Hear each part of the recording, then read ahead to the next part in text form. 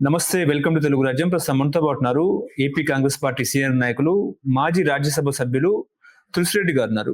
నమస్కారం సార్. నమస్తే. నమస్తే.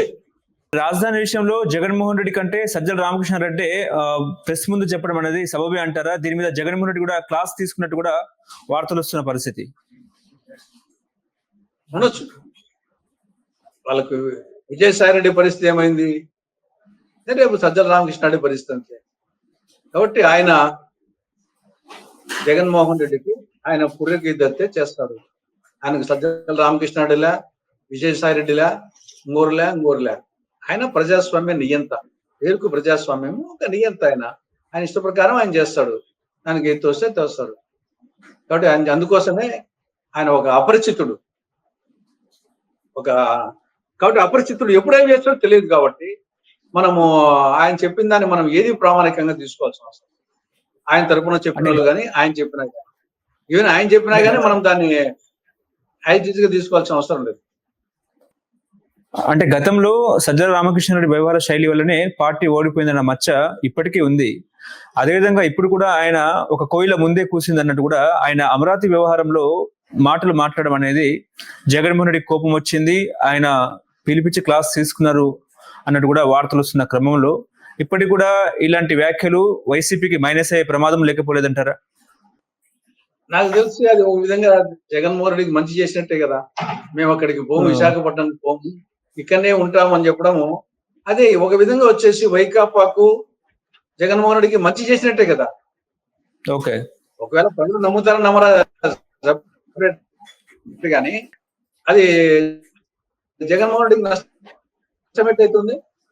ఎప్పటికైనా సరే రాజధాని అమరావతి కాకుండా మారుస్తారంటే జగన్మోహన్ రెడ్డికి ఏ ప్రాంతంలో ఓట్లు పడవు, అమరావతి పడవు. 6 నుండి 8 గంటలు పడుతుంది. అలా విశాఖపట్నం పోవాలంటే మరొక 6 నుండి 8 గంటలు పడుతుంది. కాబట్టి రాయలసీమ వాళ్ళు విశాఖపట్నం రాజధాని ఒప్పుకోరు.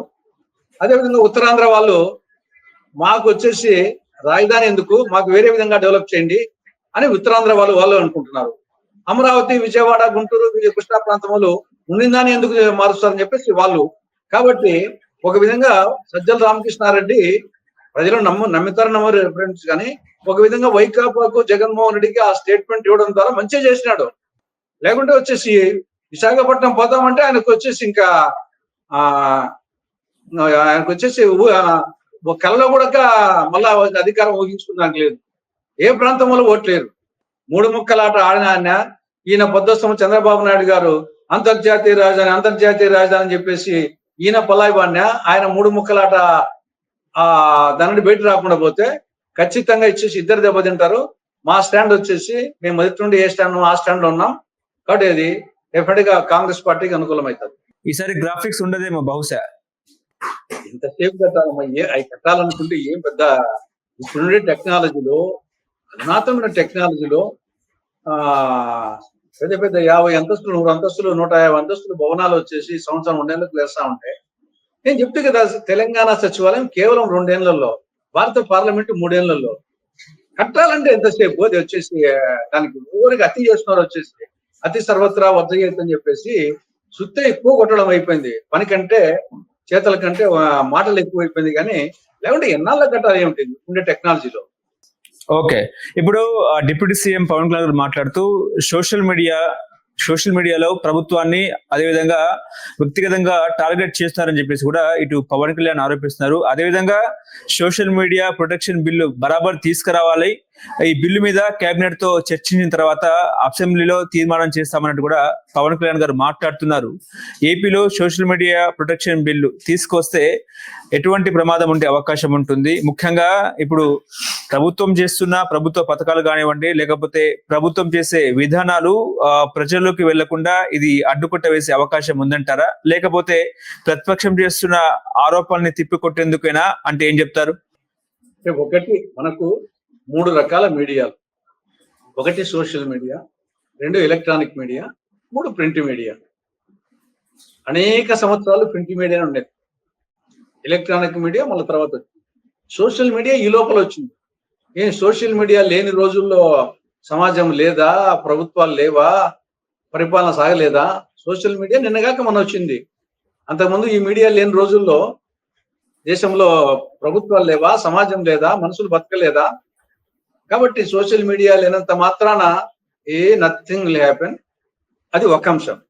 రెండవది, సోషల్ మీడియా అది రెండు వైపులా పదునుగల కత్తి లాంటిది. అది అధికార పార్టీకి ఉపయోగపడుతుంది. అధికార పార్టీకి మీరు చేసే విధానంలో ప్రచారం చేసిన అధికార పార్టీ కూడా ఉపయోగపడుతుంది. అదేవిధంగా ప్రతిపక్ష పార్టీకి ఉపయోగపడుతుంది.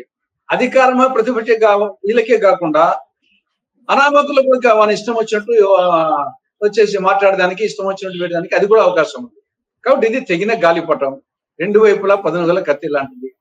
దీన్ని అగ్గిపుల్లను దేవుని ముందు అగరబత్తి వెలిగించడానికి ఉపయోగించవచ్చు, లేదా ఒక కొట్టానికి ఒక గుడిసెకు వచ్చేసి అగ్గి పెట్టడానికి ఉపయోగించవచ్చు.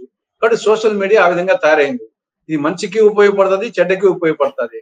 కాబట్టి డెఫినెట్ గా ఇది నియంత్రణ అవసరం. లేకుంటే ఇప్పుడు మనం ఒక సినిమా కూడా సెన్సార్ అవసరం. ఒక సినిమాకి వచ్చేసి ఎందుకు సెన్సార్ పెడుతున్నారు? ఇష్టం వచ్చినట్లు సినిమాలో మరి ఒక సినిమాకే సెన్సార్ ఉన్నప్పుడు మరి సోషల్ మీడియా కూడా సెన్సార్ అనేది ఉండాలి. లేకుంటే ఇష్టం వచ్చినట్టు ఎవరి మీద బూతులు మాట్లాడము అని ఇష్టం వచ్చిన పెట్టడము జరుగుతూ ఉంటుంది. కాబట్టి వ్యక్తిత్వ హననం జరుగుతూ ఉంది. కొన్ని పుకార్లు పుట్టించేది ఇప్పుడు అనేక దేశాల్లో చూస్తున్నాం. ఈ సోషల్ మీడియా ప్రభావం వలన ప్రభుత్వాలే పడిపోతున్నాయి. అరాచకం, ప్రభుత్వాలు పడిపోతే పర్వాలేదు, అరాచకము, హింస. కానీ నియంత్రణ, దాన్ని రద్దు అని కాదు, కట్టడి కాదు, నియంత్రణ అవసరం. సినిమాలకి ఏ విధంగా సినిమాలు తీస్తున్నారు కానీ సెన్సార్ ఉంది కదా, దాంట్లో వచ్చేసి ఎంతవరకు అంతవరకు. ఆ విధంగా దీని మీద కూడా సెన్సార్ అనేది, ఒక నియంత్రణ అనేది ఉండాలి. ఇప్పుడు ప్రతిపక్షంలో ఉన్న పవన్ కళ్యాణ్ గతంలో ఇదే బిల్లుని ఎందుకు తీసుకురావాలని చెప్పేసి అప్పుడు మాట్లాడలేదు అనేది చర్చ. సరే, ఆయన గతంలో మాట్లాడినంత ఇప్పుడు మాట్లాడకూడదు ఏం లేదు కదా. అందులో వచ్చేసి ఆయన దీని గురించి ఆలోచించకపోయిండొచ్చు. ఏదేమన్నా ఏదో ఒక పదానికి ఒక టైం వస్తుంది. ఆ టైం వచ్చినప్పుడు ఇది ఈనాటి సమాజానికి అవసరమా కాదా అని ఆలోచించి డెసిషన్ తీసుకోవాలి. హలో, తెలుగు రాజ్యం ఛానల్ చూస్తున్నారా? సామాజిక, రాజకీయ, జీవన చిత్రణే తెలుగు రాజ్యం. అతిశయోక్తులు, అసత్యాలు ఉండవు. రాజకీయ కోణం కాదు, ప్రజా కోణమే కొలబద్ద. తెలుగు రాజ్యం వీక్షణ మీ ఉత్తమ అభిరుచికి నిదర్శనం.